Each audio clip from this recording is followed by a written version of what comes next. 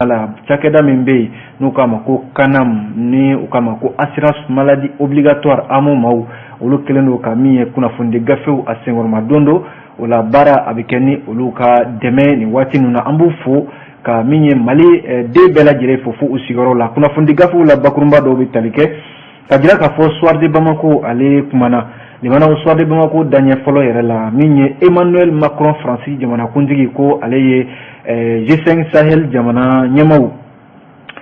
olu wele k'a sɔrɔ Mali o sɛmɛya la ko Emmanuel Macron bɛ ka mun de labɛn Mali kama janfa la soir de Bamako kɛlen don ka o ɲininkali kɛ an bɛna kuma kan sisan Challenger fana kumana Challenger y'a jira k'a fɔ Hussein Amion Gindo politique ɲɛmaa min don an ka jamana kɔnɔna la yan jamanaw ni olu de kɛlen don k'a jira k'a fɔ ko camancɛ fanga ka ngara da la nin waati in na ko dɔ tɛ fara a kundama kan o ko Hussein Amion Gindo jamanaw k'a ko maa dɔw kun na taa ale jaso fo a ka so ko a kɛlen don ka jalaki yɛrɛ bɛn min ye jamana faamaw kan an bɛna an da don o la sisan Challenger ale kɔnɔna la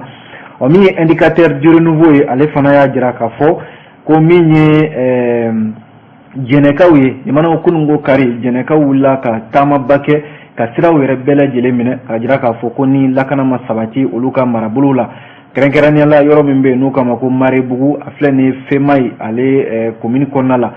min ye jɛnɛkaw ye u y'a jira k'a fɔ Marebugu ye yɔrɔ ye bamacimaw kɛlen don ka yɔrɔ min datugu maa tɛ don maa tɛ bɔ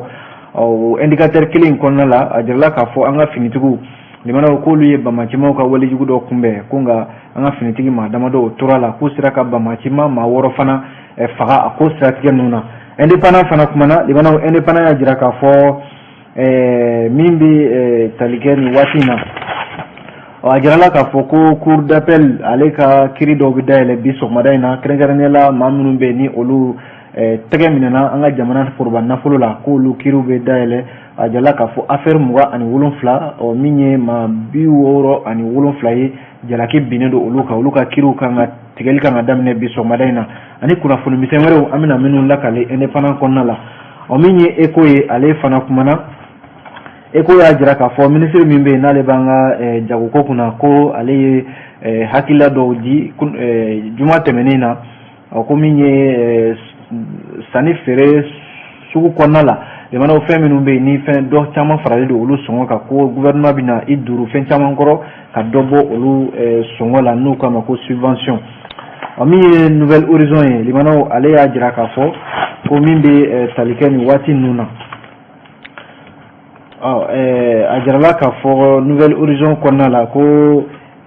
Bamako suguba kɔnɔna limanaw ko a bɛ n'a fɔ faamaw ɲɛ tɛ nin yɔrɔ in na dɛ suguba kɔnɔna limanaw ni donna kɔnɔ i bɔli o ye baara ye o de la wele bilalen faamaw ma ka suguba kɔnɔna in lajɛ kosɛbɛ ko tari a jirala k'a fɔ l'école karamɔgɔw limanaw nin waati in na ko olu bɛn bɛ se ka sɔrɔ u ni jamana faamaw cɛ ko nka u ye laɲini minnu kɛ kalansow kɔnɔna la k'u ye dɔ bɔ o laɲiniw na sabu gouvernement ye layidu dɔw ta u ye an bɛna an da don o la an b'a kuncɛ ni leçon ye ko premier ministre Choguel Kokala Mayiga ale taara segukaw fɛ yen a taara ɲɛ da an ka finitigiw ka daga yɔrɔ min bɛ yen n'o tɔgɔ dalen don Cheikh Seku Amadou Tall ale la ko Choguel Kokala Mayiga ale taara ɲɛ da olu kan min ye jamanakuntigi fana ye colonel Asimi Goita k'ale an ka dugutigiw ni laadala ɲɛmaw ni diinɛ ɲɛmaw a ye olu bisimila kulubakaw fɛ yen nɔ min bɔr'o la an bɛna o lakali leçon fana kɔnɔna la sisan dɔɔnin na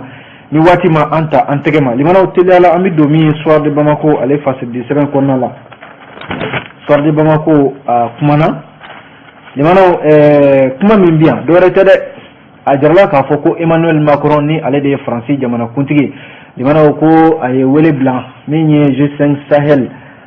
ni o kɔfɔra a bɛ Niger kɔfɛ a bɛ Burkina kɔfɛ a bɛ Tchad kɔfɛ limanaw ni ye G5 Sahel kɔfɛ Mali fana tɛ se ka bɔ a la ko nka Emmanuel Macron ye wele bila ni jamanakuntigi ninnu de ma k'u ka taa kuma kɛrɛnkɛrɛnnenya la lakanabaliya min bɛ Sahel kɔnɔna la n'i ye nin jamana ninnu wele n'i ma Mali wele limanaw a bɛ n'a fɔ i ma foyi kɛ ko nka Emmanuel Macron filɛ nin ye ka o baara de kɛ juma tɛmɛnen na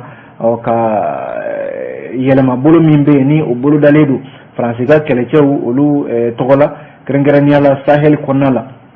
a jirala k'a fɔ jamanakuntigi tɔnɲa minnu bɛ yen n'o ye Burkina Faso jamanakuntigi Roch Marc Christian Kabore fo ka taa se Niger ale jamana faama Mohamed Bazoum ani min ye Tchad mamin bu ka jamana nyamaya la bi ni o ye Idriss Déby ale denkan ye Mahamad Idriss Déby ko aye nu wele kɛrɛnkɛrɛnnenya la France jamana kuntigi ka daga yɔrɔ yɛrɛ la n'o ye Élysée limanaw a jarala k'a fɔ ko kuma ɲɔgɔnya min tɛmɛna u ni ɲɔgɔn cɛ o de kuma kɛra Sahel jamanaw de kan ko bɛn bɛna kɛ kɛrɛnkɛrɛnnenya la France yɛrɛ ka kɛlɛcɛ minnu bɛ yen n'o ye Balkani ye n'olu de bɛ Sahel kɔnɔna in na ko nka Suwade Bamako ye ɲininkali kɛ dɛ Suwade Bamako ye ɲininkali min kɛ o ye k'a fɔ nin jamana ninnu welela Mali jamana de b'a kɛ jamana duurunan ye ko nka Mali ma wele limanaw Mali jamanaw ma wele mun na ka sababu kɛ Mali ni France Mali yɛrɛ kɛnbɛ i b'a fɔ kolokuru balanen Emmanuel Macron ale kana bi min sen da ka tɛmɛ o de y'a to limanaw Emmanuel Macron France jamana kuntigi a bɛ se ka fɛn o fɛn kɛ n'o ye ka nin jamana ninnu yɛrɛ su ka kɛ Mali kan ɲininkali de kɛlen don n'a sɔrɔla a b'o labɛnw yɛrɛ de la ka ɲɛsin anw ka jamana ma ni maa min bɛ Mali ni France cɛ dɔn nin waati in na limanaw a bɛ waati jan bɔ min ye Mali jamana ni France jamana ye u ka yetaw tɛ kelen kabi an ka premier ministre Choguel Kokala Maïga limanaw ale taara ye diɲɛ kɛlɛ tɔnba ka jɛrɛ min kɛnɛ kan septembre kalo tɛmɛnen na a ko France anw to pan de la ka i duruntu ka bɔ anw kɔrɔ min kɛra sababu ye ko yɔrɔ France kun y'a ɲɛfɔ k'a fɔ ale ka kɛlɛcɛ minnu bɛ yan min bɛ se 2500 ma k'ale na o kɛlɛcɛw limanaw yanni san 2023 cɛ ko a na olu sama ka bɔ kɛrɛnkɛrɛnnenya la Kidal mara ko kana olu sigi Gao ani Menaka kɔnɔna la k'a sɔrɔ dun a y'o kuma fɔ a ma o sara an ka jamana faamaw la o yɛlɛmani min bolodalen filɛ nin min y'an ka premier ministre Choguel Kokala Maïga limanaw ale taara diɲɛ kɛlɛ tɔnba ɲɛma a y'o kuma sɛmɛntiya a ko France ye min kɛ nin ye ka an to pan na a bɛna fɔ ni maa min bɛ avion kɔnɔna la n'i ye duruntu ka bɔ a tigi kɔrɔ yɔrɔ o tigi kɔni limanaw o bɛ bɛn yɔrɔ yɔrɔ maa t'a dɔn ko France ye o de kɛ Mali la o la sa o tɛmɛnen kɔfɛ yɔrɔ nin waati in na min y'an ka ministre min bɛ yen n'ale bɛ an ka jamana ni jamana wɛrɛw baara kunna Abdoulaye Diop ale y'a ɲini Russie jamana fɛ k'a ka i teliya joona a ka Mali magɛn limanaw min ye minanko ye min kɛra dɛmɛ o dɛmɛ ye walasa Mali bɛ se ka se a yɛrɛ kɔrɔ cogo min na wa Russie jamana yɛrɛ o kuma jaabi dɛ limanaw k'a jira k'a fɔ ko u na an dɛmɛ wa u na minanw di an ma nin bɛɛ lajɛlen ye kumaw ye minnu ye France tɔɔrɔ waati laban in na yɔrɔ u ka ministre minnu bɛ yen France ka ministre minnu bɛ yen n'olu b'u ka kɛlɛcɛw kunna min bɛ u ka jamana ni u ka jamana wɛrɛ taabolo kunna Jean-Yves Le Drian ani Florence Parly waati tɛmɛnenw na olu yɛrɛ ye ci bila ministre tɔnɲa minnu bɛ Russie jamana kan n'o ye Sergei Lavrov ani Sergei Shoigu u ye wele bila olu ma ko u bɛ fɛ ka min kɛ nin ye ko ka Wagner ko kuma ko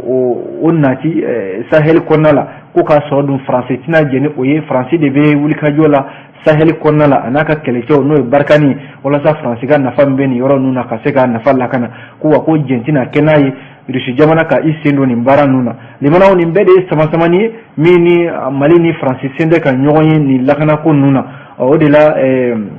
yɔrɔ an ka waati tɛmɛnenw na an ka jamana kuntigiw y'a jira k'a fɔ ko baara bɛ kɛ ni malidenw de hakilila ye maliden minnu bɛ yen ni olu fɛla yɛrɛ tɛ fiyewu ko France ni Mali ka to ɲɔgɔn bolo nin cogoya la k'a sɔrɔ don France ka kɛlɛcɛw bɛ Mali kɔnɔna la yan u sen tɛ ka taabolo ka min bɛ tali kɛ baara kɛ nin ko ninnu siratigɛ la ta tɛ ka mɛnɛ sisi tɛ ka bɔ foyi tɛ ka bɔ lakanabaliya la limanaw o min bɛ sen na n'a fɔra ko o baaraw tɛ ka ɲɛ tɛ ka sɔrɔ a la wasa tɛ ka sɔrɔ a la ko malidenw y'a ɲini jamana faamaw fɛ u k'u bolo bɔ France bolo fɛn fɛn bɛ se ka Mali dɛmɛ u k'u bolo don olu bolo o de kɛra sababu ye jagɛlɛya yɛrɛ nana min y'an ka jamana kuntigiw ye olu bɛ k'u ɲɛsin Russie jamana ma bi baara bɛ ka taa ni o sira ye ko Emmanuel Macron ale de ye wele bila G5 Sahel jamana 5 ɲɛmaaw ma k'a sɔrɔ don Mali t'a la limanaw e bɛ se ka baara kɛ ni G5 Sahel jamana kuntigiw ye cogo di k'a sɔrɔ Mali min na ale de ye G5 Sahel la senba yɛrɛ ye i ma wele bila o ma limanaw ko Emmanuel Macron a bɛ ka mun de labɛn Mali kama kunnafoni filɛ nin ye ne ka kuma tɛ limanaw an y'a bɔ Soir de Bamako ale de kɔnɔna la n'an bɔra Soir de Bamako kɔnɔ an bɛ don Challenger ale kɔnɔna la le Challenger kumana limanaw Challenger y'a jira k'a fɔ nin waati in na min ye Useni Amio Gindo n'u k'a ma ko Pulo ko a bɛ n'a fɔ ko dankari kun na kɛ ale la fo a ka so ka sababu kɛ ko maa dɔw bɛ yen olu kun na taa a jaso fo a yɛrɛ jabala la walasa politique tɔn bɛ yen n'u k'a ma ko Convergence pour le développement du Mali CODEM wa fana min ye ministre kɔrɔ dɔ ye ministre jɔyɔrɔw kan ka jamana kɔnɔ juma tɛmɛnen ko a ye kunnafoni dɔ di bɔlɔlɔw sanfɛ limanaw k'a jira k'a fɔ ko maa dɔw tun bɛ fɛ ka taa ale dangarika la fo a yɛrɛ ka so o la ko a bɛ diɲɛ maa ladɔnniya Mali kɔnɔ ani Mali kɔ kan ko maa dɔw tun bɛ fɛ ka ale jaso f'a ka so limanaw nin kɛra ka kuma ye bɔlɔlɔw sanfɛ a ko nka ala yɛrɛ de sera k'ale kisi a n'a ka denbaya ko ale kɔni t'a dɔn nin ko in kun ye min ye maa minnu tun bɛ fɛ ka nin baara in kɛ ale t'a dɔn u tun bɛ fɛ ka kɛ mun na ko nka limanaw k'a bɛ jamana faamaw ladɔnniya u ka se ka nin ko in ka a jɛya joona walasa min ye ale Useni Amion Gindo ye min taara ka ɲɛsin a ma nin ye a ko bɛ se ka da kɛnɛ kan cogo min na ko nka olu tɛna to fiyewu kɛlɛ min kɛra san 1991 n'o ye démocratie kɛlɛ ye limanaw dankari ka kɛ o la démocratie fanga kɛlen don bɛɛ ka i ka fɛla fɔ dankari kana kɛ maa si la n'a fɔra k'ale y'i fɛla fɔ jamana kɔnɔna la limanaw ko maa dɔw b'u den ka taa walejugu ta k'ale sɛgɛrɛ a ka so tiɲɛ yɛrɛ la Useni Amion Gindo k'a bɛ malidenw ani diɲɛma ladɔnniya k'a fɔ min kɛra nin ye k'a ma bɛn nin kɛra ka kuma de ye kuma min ni a y'o bila a yɛrɛ ka bɔlɔlɔw sanfɛ n'i ye jateminɛ kɛ Useni Amion Gindo yɔrɔ nin waati in na olu de bɛ jɛkulu kɔnɔna la politique jɛkulu don n'u kama ko cadre d'échange k'a fɔ k'u tɛ fɛ ka transition yɛrɛ dɔ ka fara a kan walima ko transition bɛ ka baara minnu kɛ sisan ko baara ninnu caman bɛ yen i b'a sɔrɔ jamana ka nafa t'a la olu politique tɔn Useni Amion Gindo ale de b'o ɲɛma a dɔ bɛ dɔ la k'a ye jalaki yɛrɛ bɛ jamana ɲɛmaw kan k'a fɔ ko olu sen bɛ nin ko in na le challenger de y'a fɔ dɛ n'an tora challenger kelen kɔnɔna la conseil malien des chargeurs limanaw u ye baarakɛyɔrɔ ye an ka jamana kɔnɔ minnu ka baara bɛnnen don doniba minnu bɛ bɔ jamana kɔ ka don an ka jamana kɔnɔ conseil malien des chargeurs olu de bɛ o baaraw la a jala k'a fɔ ko yɔrɔ olu fana ka kalata baaraw ko gɛlɛya donna na walasa u y'a ko cɛ ka taa n'a ye tribunal administratif ale ɲɛkɔrɔ ko nka ko kiiri kɔni ye a ko in a y'u fara ka bɔ ɲɔgɔn na novembre kalo tile 12 san 2021 n'i ye jateminɛ kɛ min ye Maju Sango ye ale min ni ale de bɛ tribunal administratif o ɲɛma bi ale ye kiiri in tigɛ a jala k'a fɔ yɔrɔ assemblée dɔ kɛra CMC o tɔgɔ la assemblée min n'a kɛra sababu ye min bɛ tali kɛ Usman Babalayi Daw limanaw ka ale jɔyɔrɔ minɛ a la limanaw maa min kɛra ɲɛma ye bi n'o ye a yɛrɛ kalata tun bɛ ka tɛmɛ ani maa min cɛ limanaw n'o ye Munkuru tɔgɔ dɔ ye a jala k'a fɔ ko tribunal kɔni ye u fara ka bɔ ɲɔgɔn na n'i ye jateminɛ kɛ tribunal min ni ale ye nin kiiri tigɛ a jala k'a fɔ jugement numéro 454 min kɛra octobre kalo tile 29 limanaw n'o de nana falen don kɛrɛnkɛrɛnnenya la laɲini min kɛra Babalayi Daw yɛrɛ fɛ n'u kama ko requête numéro 649 octobre kalo tile 28 n'o nana yɛlɛma don numéro 669 la novembre kalo tile 8 tɛmɛnen na ko liste min bɛ yen n'o ye liste B ye limanaw assemblée min kɛra n'o kɛra sababu ye ka o liste de layɛlɛ a yala k'a fɔ ko liste in limanaw ko o sariya y'a yira k'a fɔ ko jo foyi tɛ o bolo yɔrɔ Usman Babalayi Daw ale de tun ye laɲini kɛ kiiri ɲɛkɔrɔ k'a fɔ ko ale jɔyɔrɔ min sɔrɔ ko jɔyɔrɔ in minɛn'a la nka kiiri kɔni ye u fara ka bɔ ɲɔgɔn na a jala k'a fɔ ko Burama Mukuro limanaw ko ale de ta ye tiɲɛ ye wa ale de bɛ conseil malien de chargeur o ɲɛmaaya la bi kiiri y'a bila yɔrɔ min na limanaw ko a tɛ tɛmɛ yen kan le challenger ale de ye nin kunnafoni ninnu sɛbɛn bi sɔgɔmada in na n'an bɔra yen nɔ an bɛ don min ye l'indicateur du renouveau ale fasi de sɛbɛn kuma na limanaw indicateur ka kuma la bi ko a jirala k'a fɔ min bɛ tali kɛ Maribugu ale filɛ nin ye Jɛnɛ mara la limanaw ko kunungo kari a jarala k'a fɔ carrefour min filɛ nin ye Jɛnɛ n'i bɛ taa Mopti ko wulikajɔw kɛra yen nɔ n'i ye jateminɛ kɛ ko a siraba in wulikajɔkɛlaw caman de wulila limanaw ka nin siraba in ka a minɛ maa si tɛ tɛmɛ maa si tɛ segin walasa kunungo kari duguden minnu filɛ nin n'o ye Jɛnɛkaw ye bɛɛ lajɛlen de bɔra fan caman fɛ ka na nin yɔrɔ kofɔlen na a fɔ min ma ko Jɛnɛ carrefour limanaw n'i ye jateminɛ kɛ dɔwɛrɛ tɛ dɛ ko Maribugu ani Jɛnɛ dugu kɔnɔ yɛrɛ cɛ ye kilomètre damadɔ de ye k'a bɛ kalo 9 ɲɔgɔnna bɔ sisan ni yɔrɔ min ye limanaw ko bamacɛ wale tigilamaw kelen do ka daga don maribugukaw dara limanaw a kɛra sababu yɛrɛ ye kɔngɔ de bɛ ka maaw sɛgɛn kosɛbɛ ko a kɛra sababu yɛrɛ ye ka tiɲɛni yɛrɛ kɛ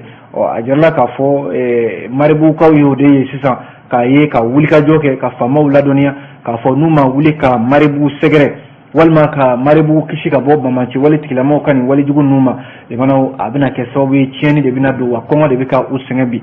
yɔrɔ kɔsa in na hakilila jiginna octobre kalo tile 21 tɛmɛnen na ko donsow yɛrɛ de tun ye wulikajɔ kɛ walasa maaw n'u bolofɛnw bɛ se ka kisi cogo min na o kɛra tiɲɔgɔnya dɔ senfɛ min ye donso maa 7 ɲɔgɔnna ye o ni tora o la ko nka o n'a ta o ta limanaw ni Mali finitigiw n'o ye forces d'armée malienne n'olu ma taa ka taa dɛmɛ don maribugukaw ma limanaw u laban forokoni a bɛ to a dogisara la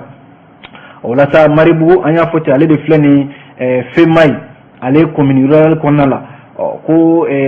kunnafoni minnu dira a kɛnɛ ka ye maa minnu tun bɛ taama la u ka kuma tɛ dɔwɛrɛ ye dɛ limanaw k'u sɛgɛnna u tɔɔrɔla bamacɛ wale tigilamaw ka nin walejugu ninnu fɛ sabu ko a bɛ kalo 9 bɔ bi maribugukaw bɛ nin lahalaya kɔnɔna la ko a bɛ n'a fɔ u ye bɛ ka to yen maribugu yɛrɛ kɛmɛ i b'a fɔ ko Mali yɔrɔ dɔ tɛ o de la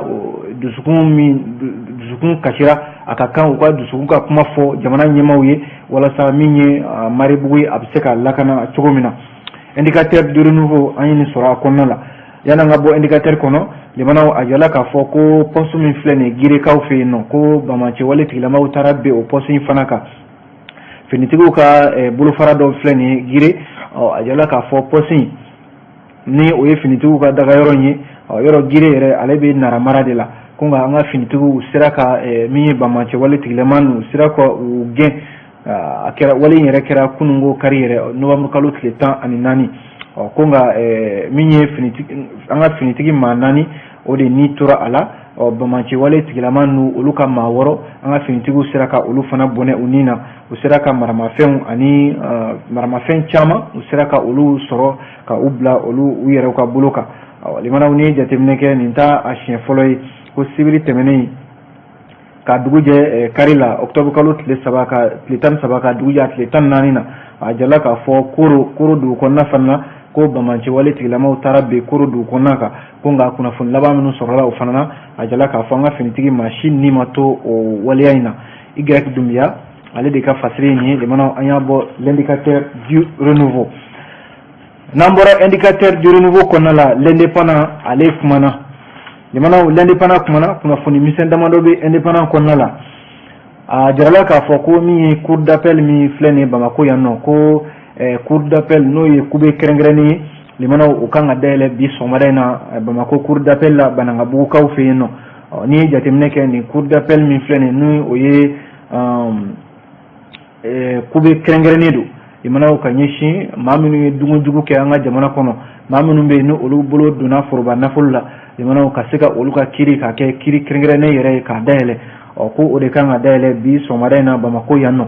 a jala k'a fɔ affaire 27 o de bɛ ka ta ko siratigɛ la maa minnu bɛ yen ni jalaki binnen don olu kan o bɛ se maa 67 ɲɔgɔnna de ma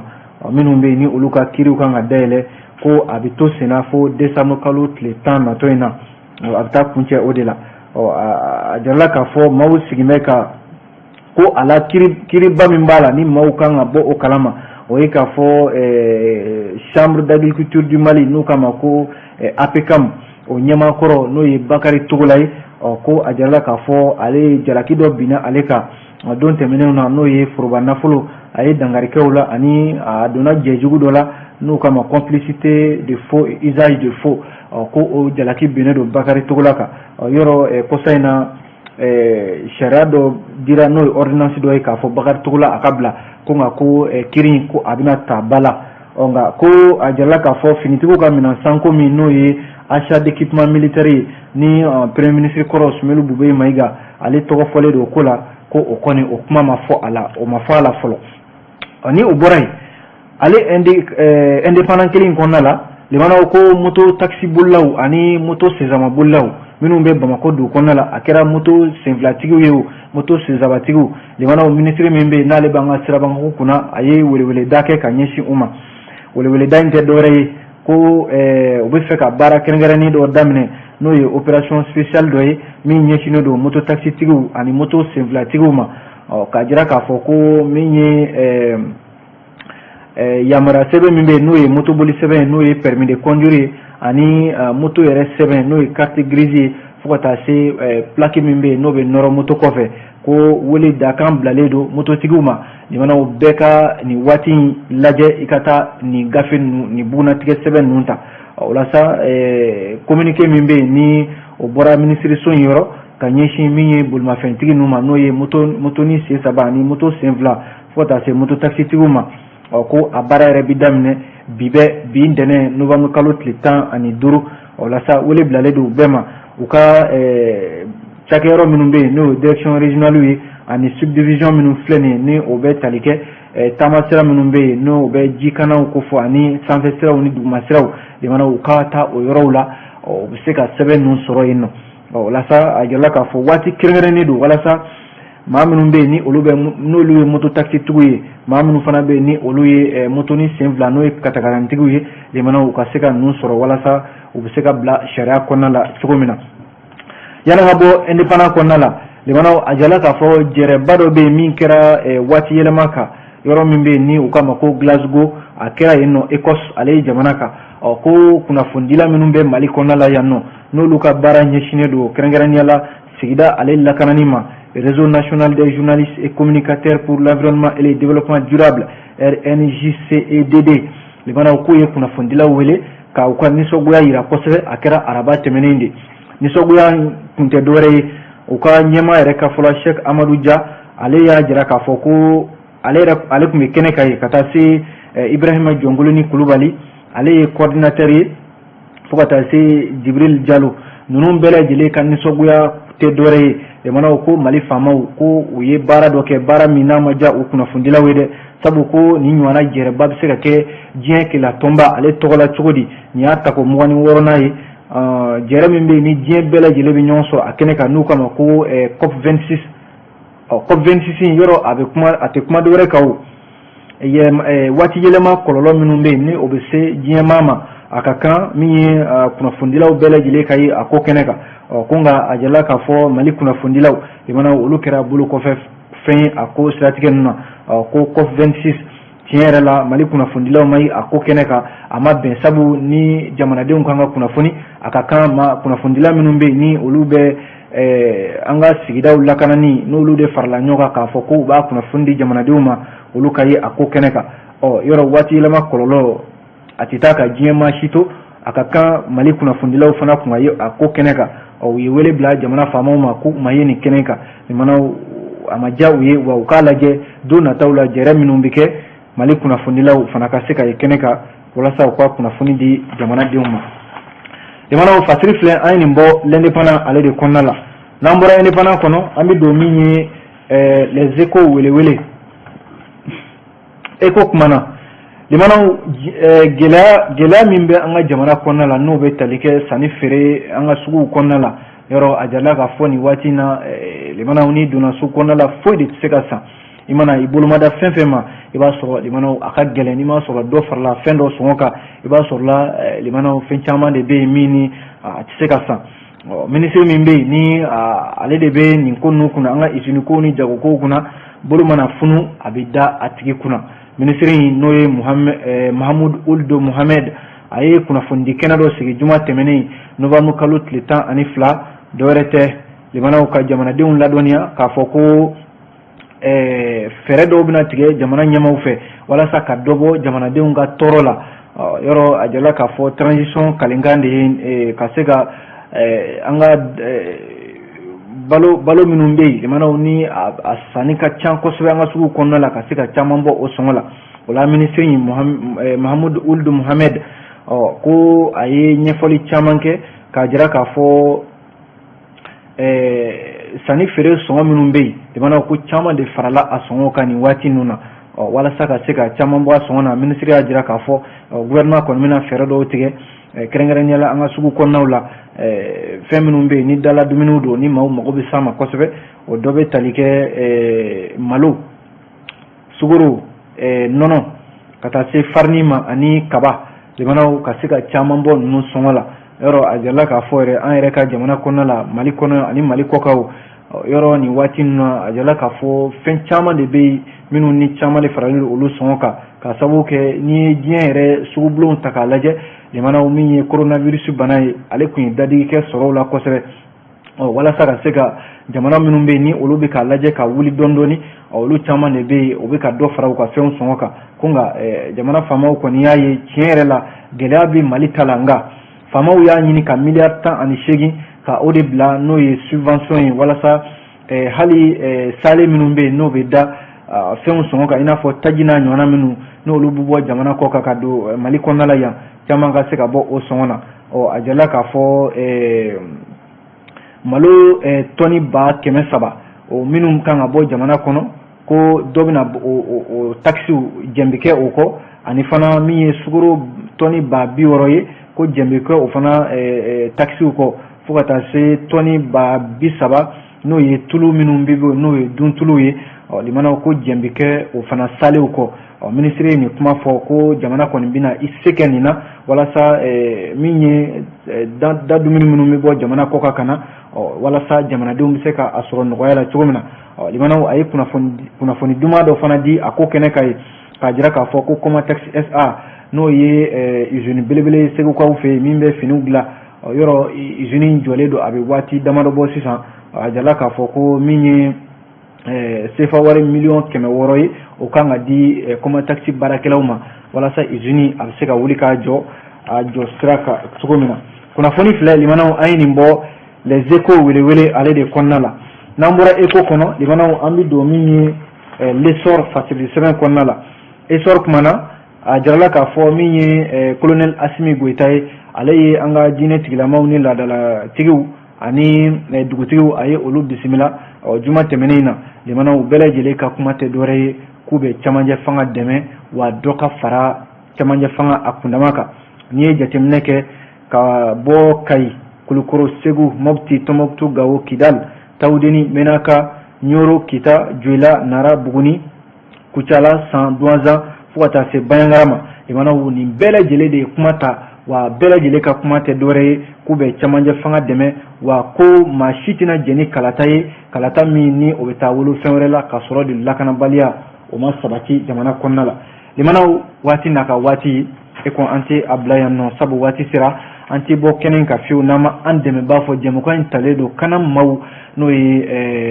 caisse nationale d'assurance maladie obligatoire fo ka taa se assurance maladie obligatoire n'o ye AMO maaw ye an b'u baarakɛlaw bɛɛ lajɛlen fo nin kɛnɛ in ka jɛmukan in senkɔrɔma dondonne de olu de fɛ an bɛ lamɛnbaaw fo an'an filɛbaaw an b'a fɔ a k'an bɛn sini nin kɛnɛ in kan